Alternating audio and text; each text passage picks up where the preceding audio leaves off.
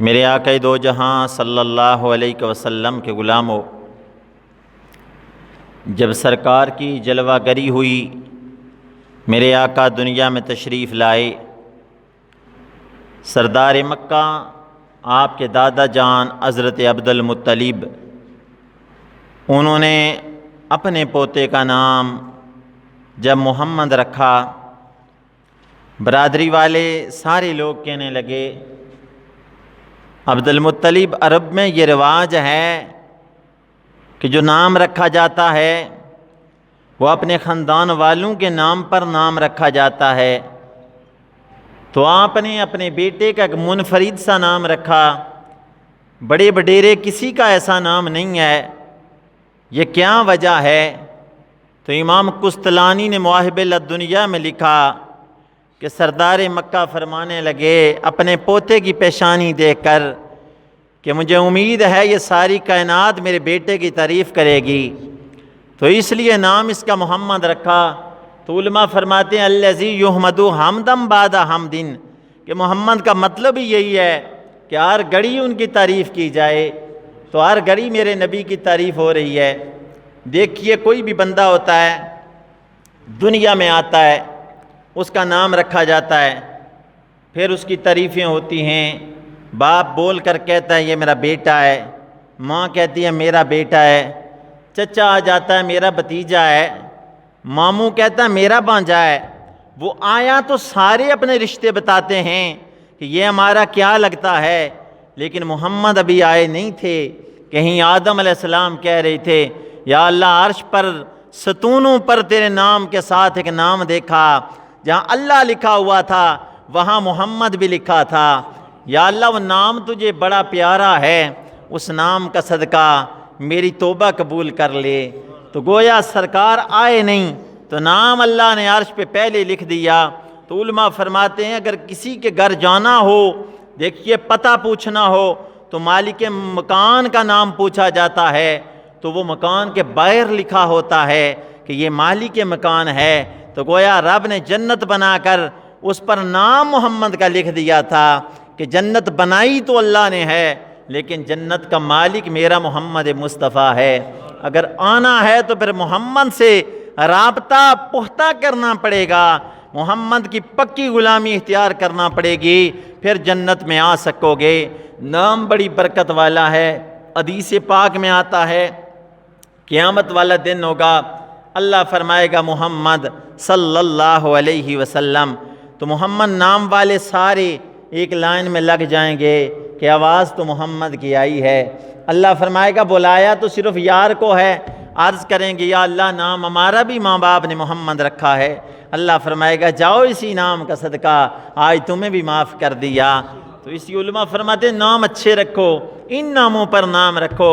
تو اپنے بیٹے کا کہتے ہیں ایک نام محمد ضرور رکھو، باقی عام بلانے کے لیے کچھ اور بھی رکھ لو، لیکن محمد نام ضرور رکھو، کیونکہ اس نام کی بڑی برکتیں ہیں، دنیا کے اندر بھی برکتیں ہیں اور آخرت کے اندر بھی بڑی برکتیں ہیں۔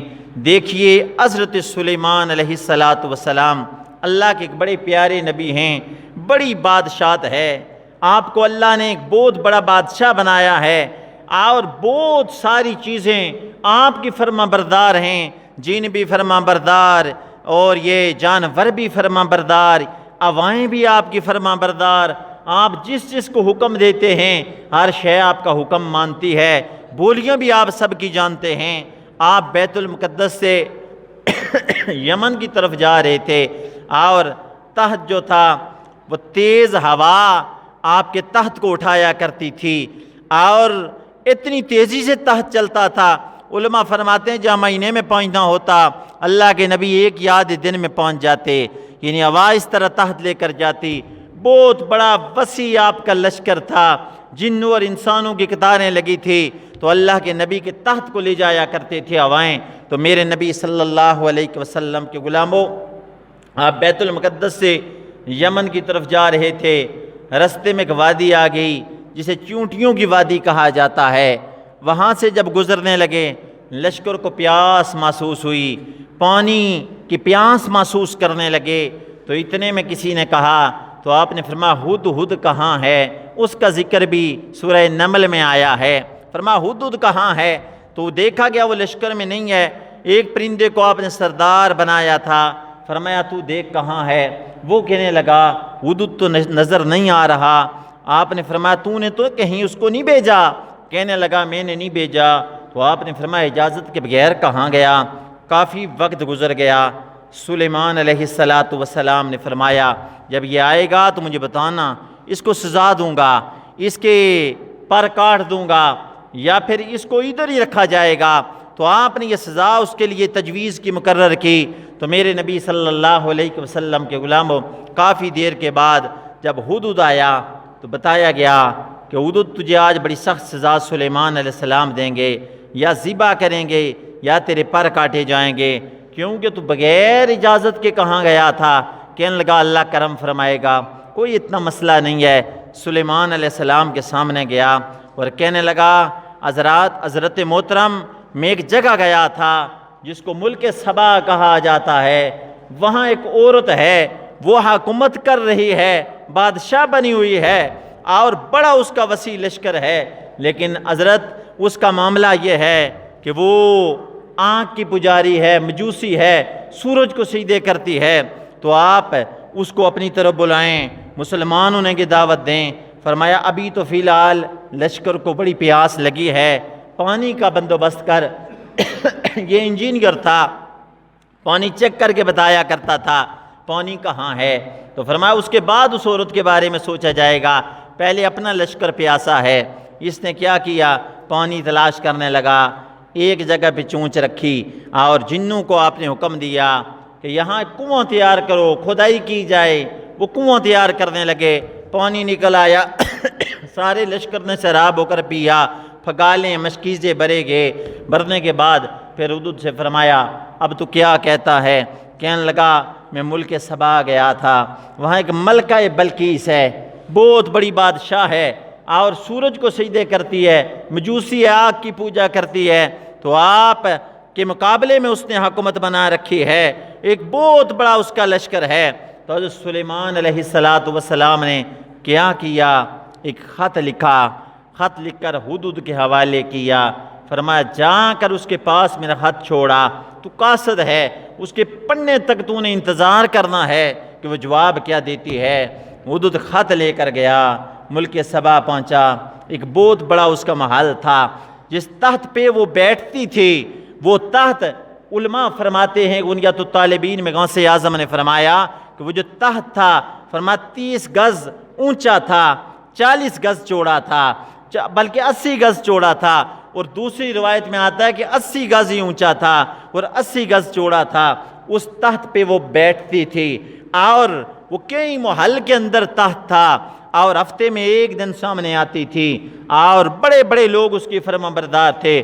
تخت پر وہ جلوہ فرماتی، اور لوگ جس کسی کی کوئی حاجت ہوتی اس کے سامنے سر سجدے میں رکھ دیتا، جب تک اشارہ نہ کرتی سر نہیں اٹھا سکتا تھا، اشارہ کرتی تو سر اٹھا کر پھر اپنی حاجت بیان کرتا۔ میرے نبی صلی اللہ علیہ وسلم کے غلاموں، پھر کیا کیا ہدہد نے دیکھا سارے کمرے بند ہیں، تالے لگے ہوئے ہیں، اور اس نے ایک کمرے میں گیا، روشن دان کی مدد سے دوسرے کمرے میں پہنچا، پھر تیسرے میں پہنچا، اس کے جو سامنے وہ تخت بچھا تھا، اس تخت کے سامنے گیا، تو اس نے کیا کیا؟ ادھر وہ خط چھوڑا، اور انتظار میں تھا کہ یہ ملکہ بلقیس بیدار ہو، خط پڑھے تو میں نے جا کر سلیمان علیہ السلام کو جواب دینا ہے۔ کافی دیر انتظار کرتا رہا، بیدار نہ ہوئی، وہ سوئی ہوئی تھی۔ پھر اپنی چونچ سے جا کر ٹھوکر ماری، وہ بیدار ہوئی، دیکھنے لگی کوئی نظر آنے والا کوئی نہیں ہے، لیکن خط پڑا ہے۔ خط اٹھایا، ملکہ بلقیس نے پڑھا، سورہ نمل کے اندر سارا واقعہ موجود ہے، 19واں پارہ اس میں۔ تو اس نے خط پڑھا، جب خط پڑھا اپنے سارے وزیروں کو بلایا، جب سامنے آئے تو کہا کہ تم نے کسی کو اندر آنے کی اجازت دی؟ کوئی تمہاری اجازت سے آیا؟ انہوں نے کہا نہیں ملکہ بلقیس، تالے لگے ہیں، جس طرح تیرا حکم تھا اس طرح ہم نے کمرے بند کیے، کوئی اندر نہیں گیا۔ پھر پڑھی لکھی تھی، خط پڑھ کے سمجھ گئی کہ چلو انہوں نے تو کسی کو نہیں آنے دیا، لیکن خط کسی بڑی شخصیت کا آیا ہے۔ خط پڑھ کر بڑی حیران ہے، جس میں سلیمان علیہ السلام نے لکھا تھا کہ میں اللہ کا نبی ہوں، اور جو خط لکھ رہا ہوں اللہ کے نام سے شروع کر رہا ہوں، اگر جن ہے تو میری فرما بردار ہو جا، اگر انسان ہے تو تب بھی لشکر میرے فرما بردار ہیں، تو بھی آنا کلمہ پڑھ لے اور مسلمان ہو جا، اللہ کو یاد کر، اس کی عبادت کر۔ تو اس نے جب وزیروں مشیروں کو بلایا ان سے مشورہ کیا تو وہ کہنے لگے اے ملکہ بلقیس، مشورے کی ضرورت نہیں ہے، کیوں تو ہماری سردار ہے، وقت کی بادشاہ ہے، تیرا کام ہے حکم دینا، ہم جنگجو ہیں، جنگ کریں گے، ہم لوگوں کو قتل کر دیتے ہیں، ملکوں کے ملک برباد کر دیتے ہیں، تو ملکہ تیرا کام ہے حکم دینا۔ تو اتنے میں ملکہ نے کہا پہلے مجھے تھوڑا سا ان کا امتحان تو لینے دو، وہ کوئی ظالم بادشاہ ہے یا کوئی نیک بندہ ہے، مجھے یہ امتحان تو لینے دو، پتہ چل جائے، اس کے بعد سوچ بچار کرتے ہیں کیا کرنا چاہیے۔ اس نے کیا کیا، کچھ مرد بلائے، کچھ عورتیں بلائی، بلانے کے بعد پھر ان کو بڑے بڑے تحفے دیے اور سونے جواہرات کے تحفے ان کے حوالے کیے، پھر ایک لکڑی کا منکا دیا، اسی طرح ایک لوہے کا منکا بھی دیا، یہ دے کر بھیجا، اور پورے لشکر کو یہ وصیت کی کہ ان کے سامنے جا کر ڈیر لگا دینا۔ تو میرے نبی صلی اللہ علیہ وسلم کے غلاموں ادھر بھی ادھر پہنچ گیا، تو ادھر ملکہ بلقیس کے وہ جو نوکر تھے وہ بھی آ گئے۔ آپ نے جب نوکر دیکھے بڑے بڑے ان کے ہاتھ میں سونے کے تحفے ہیں اور جواہرات ہیں، لیکن اللہ کے نبی نے ان تحفوں کی طرف کوئی توجہ نہ کی، کیونکہ اللہ نے نبیوں کو بہت کچھ دیا ہوتا ہے۔ میرے آپ کے آقا دو جہاں صلی اللہ علیہ وسلم نے فرمایا اوتیتو بمفاتیح خزائن الارض، اللہ نے زمین آسمان کے خزانوں کی چابیاں مجھ محمد کو عطا کی ہیں، یعنی اللہ خزانوں کا مالک اپنے نبیوں کو بناتا ہے۔ تو وہ کہنے لگے ہمارے پاس تو ہر طرح کے خزانے ہیں۔ سلیمان علیہ السلام نے توجہ نہ کی، وہ نوکر بڑے پریشان ہیں کہ کوئی توجہ نہیں کی جا رہی ہمارے تحفوں کی طرف، کتنا سونا اور چاندی جواہرات لے کر آئے رہے ہیں لیکن ان کی کوئی توجہ نہیں ہے۔ تو وہ نوکر جب واپس گئے تو ملکہ بلقیس کو وہ سارا جو کچھ دیکھا تھا سنایا، تو اتنے میں ملکہ بلقیس کے دل میں بھی شوق پیدا ہوا، چلو میں خود جا کر ان کے ساتھ ملاقات کرتی ہوں، دیکھتی ہوں کہ وہ کوئی دنیا کے بادشاہ ہیں یا کوئی نیک بندے ہیں۔ تو جب وہ چل پڑتی ہے، ادھر بھی پھر آیا، پھر خبر دینے لگا کہ ملکہ بلقیس آ رہی ہے۔ سلیمان علیہ السلام کی جو کچہری تھی، عدالت کا وقت تھا، صبح سے شروع ہوتا دوپہر تک رہتا تھا۔ آپ نے فرمایا کون ہے اس کے آنے سے پہلے اس کا تخت لے آئے، جو ملک سبا میں ہے اور 80 گز لمبا ہے، 80 گز چوڑا ہے، کون ہے جو لا سکتا ہے؟ اور درمیان میں بڑا فاصلہ ہے، بہت زیادہ طویل سفر ہے۔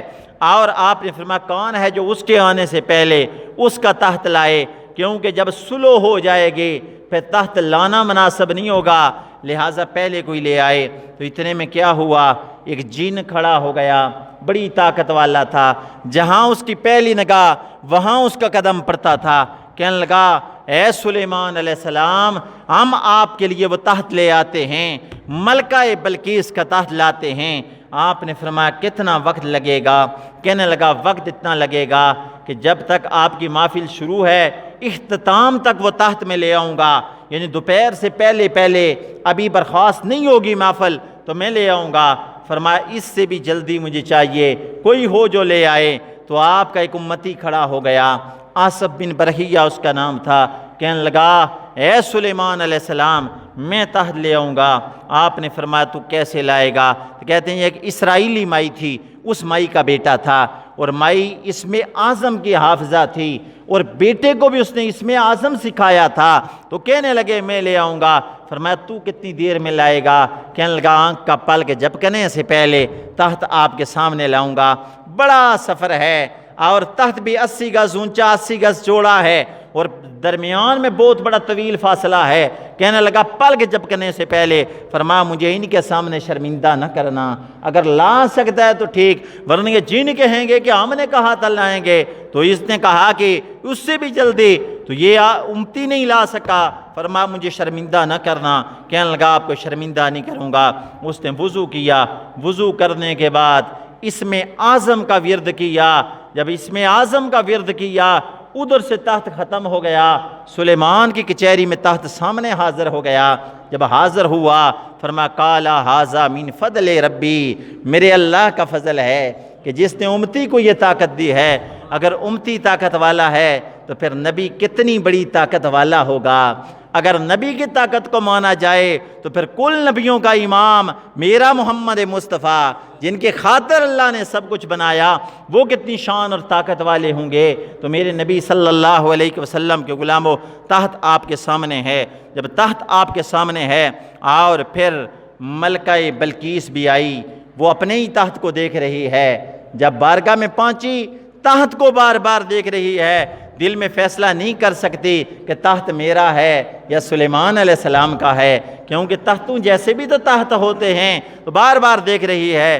آپ نے پوچھا کیا دیکھ رہی ہے؟ کہنے لگی یہ میرا تخت معلوم ہوتا ہے۔ فرمایا ہاں تیرا تخت ہے، پلک جھپکنے سے پہلے میرے امتی نے لایا ہے۔ تو سلیمان علیہ السلام بڑی شان والے، بڑے مقام والے، اتنا بڑا لشکر، اور ملکہ بلقیس جب آپ کی بارگاہ میں آئی تو فوراً آپ کو دیکھا تو اس نے کلمہ پڑھ لیا۔ کہنے لگی جب تک زندگی ہے سلیمان تیرے ساتھ میں بھی اللہ کو یاد کروں گی۔ پہلے میں بھولی ہوئی تھی، جو یہ سوچ رہی تھی کہ سلیمان پتہ نہیں ظالم ہوگا اور ظالم بادشاہ بنا بیٹھا ہے، میری حکومت چھیننا چاہتا ہے۔ سلیمان وعدہ کرتی ہوں کہ زندگی کے لمحات اللہ کی یاد میں گزریں گے۔ تو سلیمان کا لشکر آپ کا بہت بڑا تھا، ہیرے جواہرات جو لے کر آئی، پہلے دیکھا ادھر سے ڈھیر لگے ہیں، ڈرنے لگے کہ میرے ہیرے جواہرات کی کیا حیثیت ہے، وہاں تو ڈھیر لگے ہیں۔ تو امام جلال الدین سیوطی رحمۃ اللہ تعالیٰ علیہ لکھتے ہیں تفسیر در منصور کے اندر،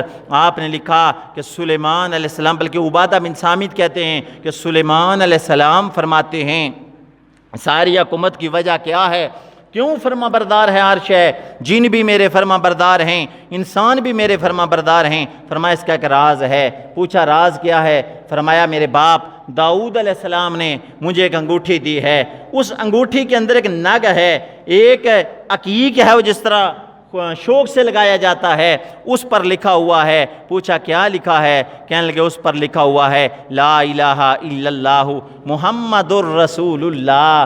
فرمایا اگر یہ انگوٹھی اتارتا ہوں ہر شے بھاگ جاتی ہے، جب یہ پہنتا ہوں تو نام محمد کا صدقہ ہر شے فرما بردار ہو جاتی ہے، میرے قدموں میں آ جاتی ہے۔ یہ ساری برکتیں اس نام محمد کی ہیں جس کے بارے میں اللہ نے فرمایا محمد الرسول اللہ، محمد اللہ کے رسول ہیں، جگ کے بھی رسول ہیں اور رب کے بھی رسول ہیں، یعنی کائنات کی طرف اللہ نے اپنے محبوب کو رسول بنا کر بھیجا ہے۔ تو میرے نبی صلی اللہ علیہ وسلم کے غلاموں، اس نام کی برکتیں، نام کی بہت بڑی شانیں ہیں۔ امام جلال الدین سیوطی رحمۃ اللہ تعالیٰ علیہ فرماتے ہیں کہ بنی اسرائیل کے اندر ایک جوان ایسا تھا، 200 سال اس نے اللہ کی نافرمانی کی، نافرمانی میں اپنا وقت گزار دیا، اور پوری بستی اس سے تنگ تھی کہ اللہ کا نافرمان ہے۔ جب مر گیا گندگی کے ڈھیر میں انہوں نے ڈال دیا، اس ڈھیر پر پھینک دیا، اور کوئی بندہ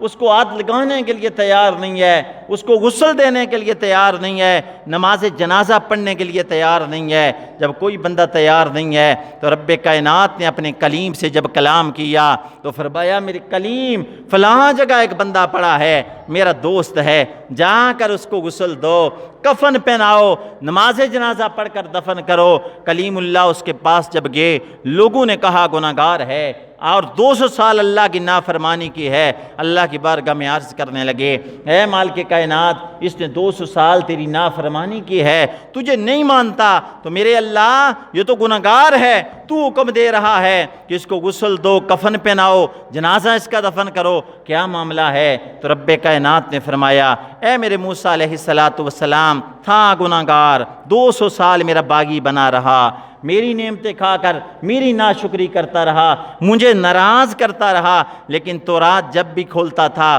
اس میں محمد کا نام آتا، پیار سے بوسہ دیتا، اور بوسہ دے کر پھر تو رات بند کر دیتا، جب بھی نام پہ نظر پڑتی فرمایا پیار دیا کرتا تھا، بس نام محمد پہ پیار دینے کی وجہ سے یہ بندہ مجھے بڑا پیارا لگتا ہے۔ 200 سال کے گناہ معاف کر دیے ہیں، نیکیوں میں بدل دیے ہیں، ہم نے اس کو بخش دیا ہے۔ اس نام محمد کی بڑی برکتیں ہیں، دنیا کے اندر بھی اللہ بڑے کرم فرماتا ہے، اور فرمایا قبر کے اندر بھی اسی نام کی وجہ سے اجالے ہوتے ہیں۔ جب میت قبر میں رکھی